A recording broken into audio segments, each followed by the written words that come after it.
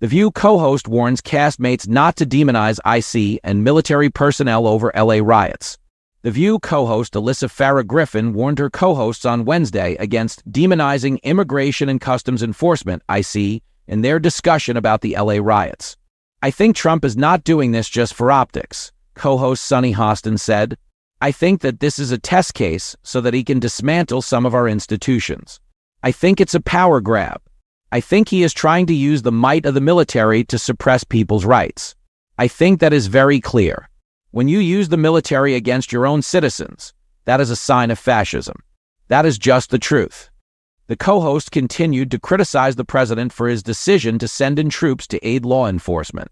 Griffin then urged the co-host to be careful not to take the bait, as Hostin insisted that she didn't think it was bait. "I haven't made my point yet," Griffin said. "The ICE agents, those are nonpartisan actors, for the most part, who signed up for jobs and served under multiple administrations. They did not necessarily sign up to be doing this, and they're following an order of the commander-in-chief."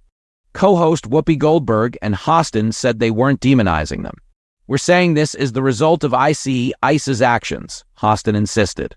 The liberal co-host blamed ICE for the crisis in LA on Tuesday. Griffin added, "I think it's important to remember it's the commander-in-chief that made the decision. They're following the orders."